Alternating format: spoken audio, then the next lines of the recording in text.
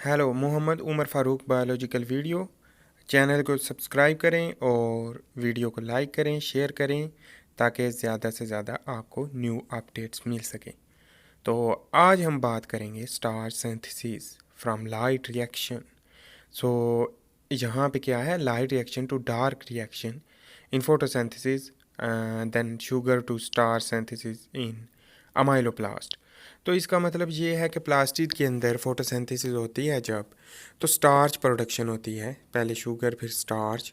तो स्टार्च की सिंथेसिस क्या होती है जो कि लाइट रिएक्शन से डार्क रिएक्शन में यूज़ होती है, केल्विन साइकिल। तो उसके बारे में बात करते हैं।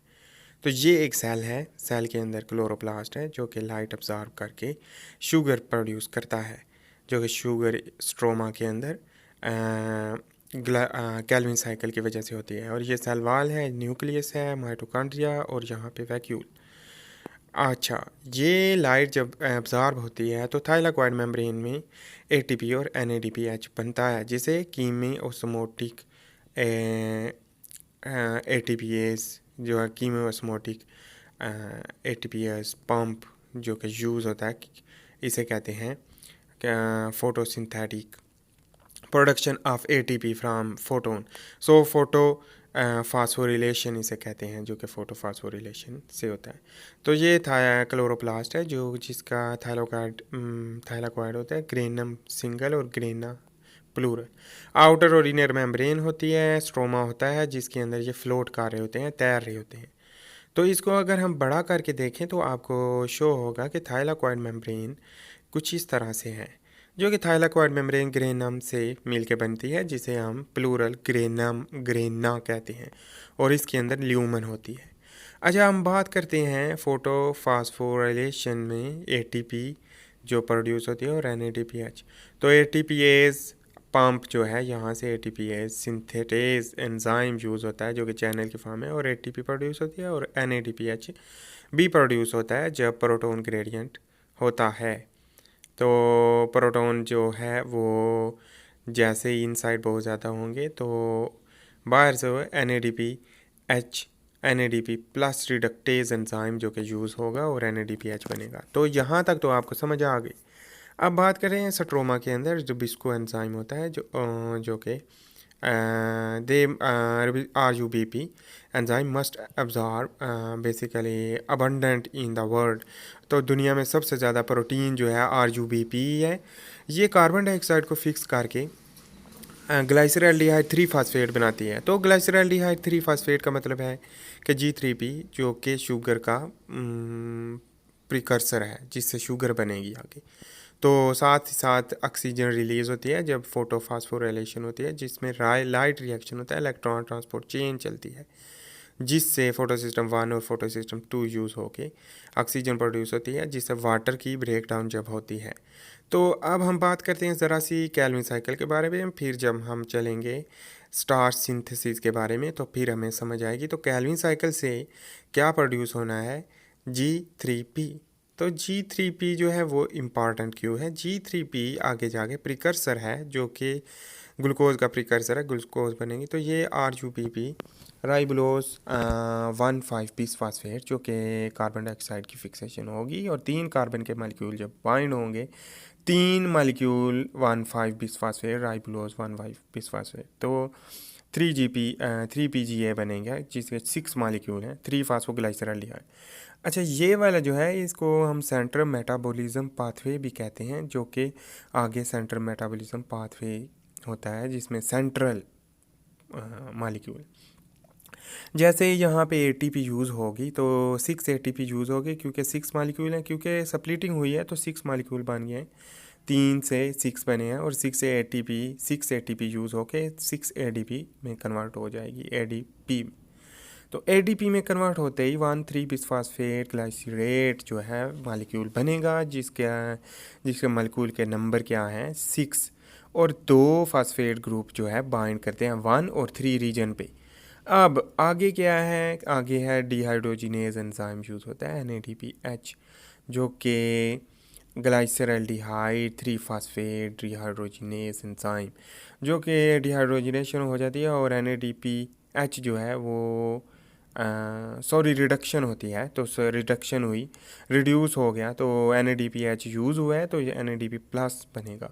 तो यहाँ पे जो है फेज़ रिडक्शन की है तो रिड्यूस हुआ है। आगे ग्लाइसरल्डिहाइड 3 फास्फेट हमें मिल जाएगा जिसमें से एक इनऑर्गेनिक फास्फेट ग्रुप रिलीज़ हो जाएगा, किसकी वजह से? NADPH रिडक्टेज एंजाइम की वजह से, जो कि रिडक्शन फेज़ है, और इसमें हमें मिलेगा ग्लाइसरल्डिहाइड 3 फास्फेट जो कि G3P इसका बाई प्रोडक्ट है।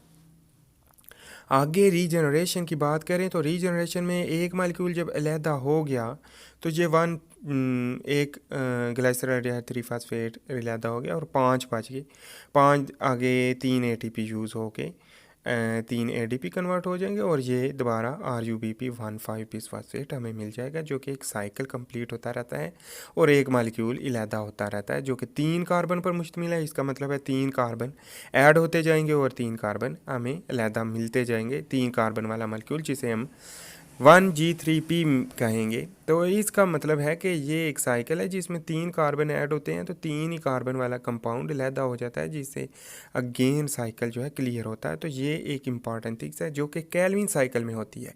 और कैल्विन साइकिल का फ़ायदा क्या है? कैल्विन साइकिल में क्या होता है? कैल्विन साइकिल में प्रोड्यूस करता है शुगर को, तो इसका मतलब 1G3P glyceraldehyde 3 phosphate glyceraldehyde 3 phosphate sugar का एक यूनिट है, जो कि आगे जाके फ्रुक्टोज, सुक्रोज और आगे ग्लैक्टोज जो भी है, स्टार्च है, सब कुछ वो यहीं से बनेगा। तो ये बात है कि सब कुछ यहीं से बनता है, तो इसकी फॉर्मेशन हमने देखनी है। तो इस वीडियो में तो हम ओवरऑल देखेंगे सिर्फ स्टार्च की सिंथेसिस के बारे में, जो कि ओवरव्यू है। तो यहाँ पे हम कहते हैं कि ये प्रिकर्सर मॉलिक्यूल है किसका? ग्लूकोज, प्रोटीन, फैटी एसिड, और मतलब हर चीज़ का जो है ये प्रिकर्सर है। यानी कि प्रिकर्सर का मतलब है ये आके चल के हमें सेकेंडरी से प्राइमरी से सेकेंडरी मॉलिक्यूल हमें मिलेंगे, जो कि प्रोटीन फॉर एग्जांपल बीन्स में है, और olive fat, sunflower, castor bean जो कि ऑयल पर मुश्तमिल है तो हमें फ़ैट मिलेगी। और स्टार्च जो है अमाइलोज, अमाइलोपेक्टिन, ये हमें वीट, ग्रेन्स, बाजरा वगैरह उसमें हमें ये मिलेगा। तो ये इजी सा है कॉन्सेप्ट, जो कि हमें आसानी से समझ आ जाता है। नेक्स्ट जो है इम्पॉर्टेंट बात ये है क्लोरोप्लास्ट। अब क्लोरोप्लास्ट में क्या हुआ था? कैल्विन साइकिल के टाइम कार्बन डाइऑक्साइड एंटर हुई यहाँ से। अच्छा, कैल्विन साइकिल में कैल्विन साइकिल चला और लाइट रिएक्शन में ऑक्सीजन रिलीज़ हुई। अब ये क्लोरोप्लास्ट है जिसने प्रोड्यूस किया ग्लाइसरल्डिहाइड 3 फास्फेट, जिसका फार्मूला इस तरह है। और इसके 2 मालिक्यूल फॉर एग्जांपल मिले जब एल्डोलेज एंजाइम यूज़ हुआ। फिर 2 मालिक्यूल का मतलब है 2 बार कैल्विन साइकिल मूव किया। तो 2 बार कैल्विन साइकिल के मूव होने की वजह से एल्डोलेज एंजाइम, जो कि रिवर्सिबल रिएक्शन है, जिससे क्या बना? ये फ्रुक्टोज 1,6 बिस फास्फेट, ये 2 मालिक्यूल एल्डोलेज के मौजूदगी में 2G3P मिल के फ्रुक्टोज 1,6 बिस फास्फेट बनाते हैं, याद रखना है।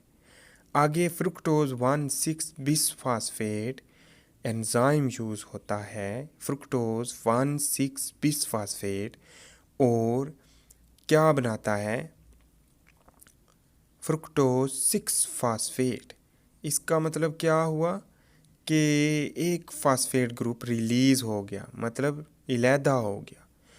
इलेदा का मतलब है इनऑर्गेनिक फास्फेट ग्रुप रिलीज़ हुआ, कौन से एंजाइम की वजह से? फ्रुक्टोज 1,6 बिस फास्फेट।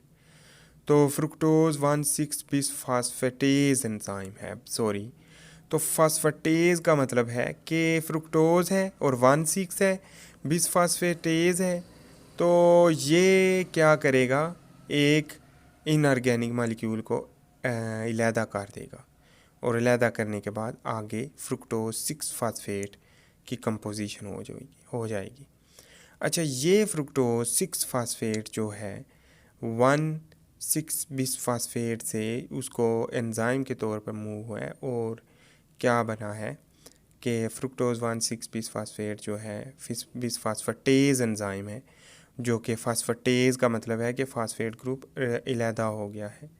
तो उससे आगे एक एंजाइम है ग्लूकोज आइसोमेरेज। इसमें क्या होता है, आइसोमराइजेशन जो कि रिवर्सिबल रिएक्शन है, पहला इरिवर्सिबल था, ये रिवर्सिबल रिएक्शन है।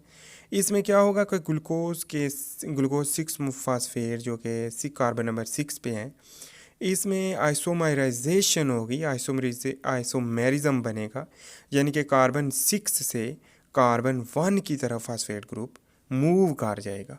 और ये मूवमेंट रिवर्सिबल भी हो सकती है। यहाँ से कार्बन, रिमेंबर इट, कार्बन यहाँ से जब मूव करता है तो ये बैकवर्ड भी मूव कर सकता है। अगर ज़रूरत नहीं है स्टार्च की प्रोडक्शन की, तो शुगर किस चीज़ में यूज़ होगी, माइटोकॉन्ड्रिया यूज़ कर लेगा शुगर को, ग्लाइकोलाइसिस होगी, माइटोकॉन्ड्रिया में क्रैब साइकिल चलेगा और दोबारा से हमें बैकवर्ड मूव करना है। और वो जो है ग्लूकोज जो बनी है वो यूज़ हो जाएगी माइटोकॉन्ड्रिया में और एटीपी और एनएडीपीएच बनाएगी, और ये एनएडीपीएच एज एनर्जी यूज़ होगा। अगर नहीं तो फिर ये स्टार्च की फॉर्म में स्टोर हो जाएगी। तो प्लांट ऑटोट्रॉफ हैं। ऑटोट्रॉफ का मतलब है कि प्लांट जो है वो अपनी खुराक खुद बनाते हैं। तो वो अपनी खुराक खुद बनाते हैं लेकिन साथ दूसरों को भी प्रमोट करते हैं। तो ये क्या होता है, आइसोमेराइजेशन की वजह से कार्बन नंबर 1 पे फास्फेट ग्रुप जब अटैच हुआ तो एडिनोसिन एएमपी, यानी कि जिस तरह एटीपी है, तो इसमें एटीपी ट्राईफास्फेट नहीं है, इसमें मोनोफास्फेट है, यानी कि एक ग्रुप है फास्फेट का। वो आया और उसने इसको पकड़ा, यानी कि उसको अटैच किया और अटैच करके एक ऐसा मॉलिक्यूल बनाया जिसे एडीपी ग्लूकोज कहते हैं, यानी कि एडिनोसिन डाईफास्फेट ग्लूकोज, यानी कि ग्लूकोज अटैच हो गया उसके साथ। जब ये अलहदा हुआ तो इसने एडीपी बना। तो एडीपी से फर्दर जो है इसी तरह फंक्शन रिएक्शन होता जाएगा और ये रिएक्शन चलता जाएगा और ग्लूकोज अलहदा होती जाएगी। फिर ग्लूकोज के अलहदा होने की वजह से एक और एंजाइम यूज़ होता है जो कि हम बात करते हैं। फ़िलहाल हम ये देखें, एडिनोसिन डाईफास्फेट, जिसे कहते हैं एडीपी।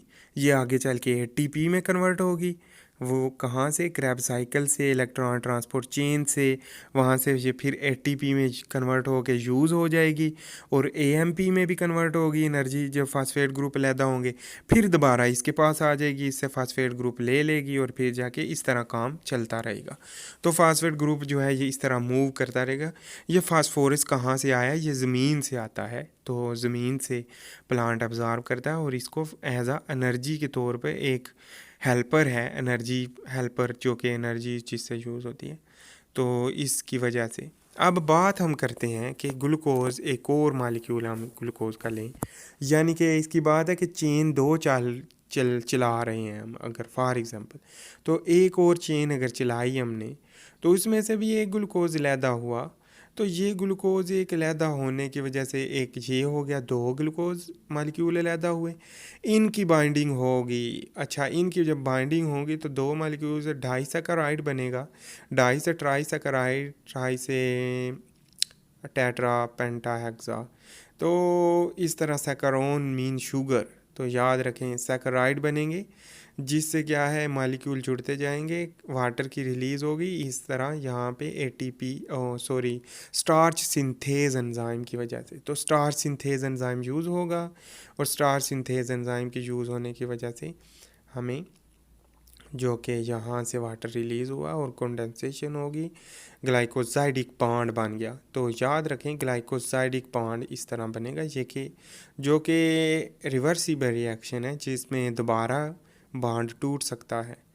तो इसमें जो है ये एंजाइम जो है स्टार्च सिंथेज एंजाइम यूज़ होगा, जो कि मालिक्यूल, शुगर के मालिक्यूल को बाइंड करता जाएगा और जैसे ही बाइंड करता जाएगा तो एक चेन बनेगी। और ये चेन क्या करेगी, ये चेन आगे चल के एक लंबी चेन बनाएगी जिसे हम कहेंगे अमाइलोज। याद रखें अमाइलोज, ये ना एन का मतलब है एक लॉन्ग चेन। तो ग्लाइकोसाइडिक बॉन्ड इस तरह बन गया, इसे स्टार्च सिंथेज एंजाइम जो है इसको प्रोड्यूस करता है और एक लंबी चेन बनेगी जिसे हम कहेंगे, याद रखें, अमाइलोज, जो कि स्टार्च की फॉर्म है एक लीनियर ब्रांच में। अगर हम बात करें ब्रांचेस की, तो ब्रांचेस में अमाइलोपेक्टिन यूज़ होता है। अमाइलोपेक्टिन का मतलब है ब्रांच में कम्प्लेक्स कार्बोहाइड्रेट, जो कि ब्रेड वगैरह में होता है। तो जो भी है, यानी कि ब्रांचेस में कुछ इस तरह शो होगा। ये तो सिंगल चेन है जिसे हम कहेंगे अमाइलोज। लेकिन अगर हम बात करें अमाइलोपेक्टिन की, तो पेक्टिन का मतलब होता है पेक्टिन का मतलब होता है कि नेटवर्क।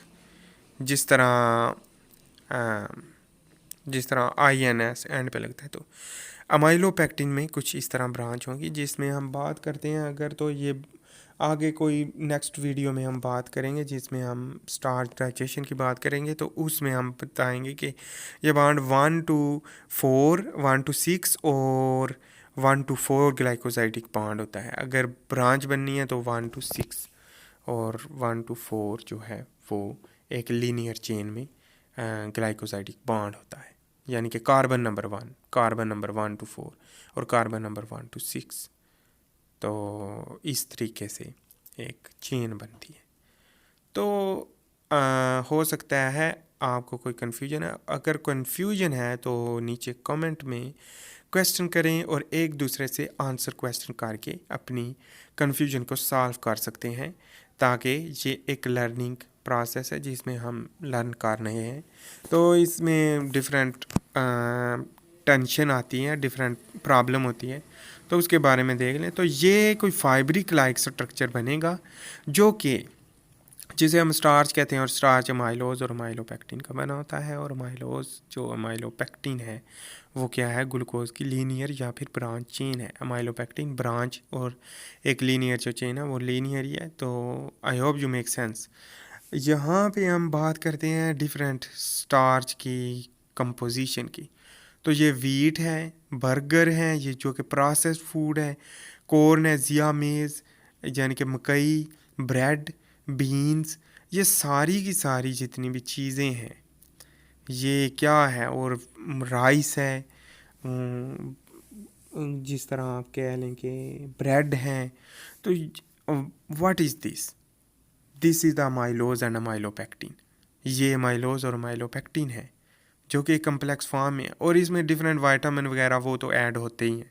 तो उसको कहते हैं कि deposition of or attachment to a form a conjugated molecule, जो कि एक अलहदा टॉपिक है, उसके बारे में हम बाद में बात करेंगे। तो ये सारा प्रोसेस था। I hope you make sense about this video. If you like this video please make sure to subscribe, like and share this video to your fellows and solve this problem about the star synthesis from light reaction. So thanks, bye.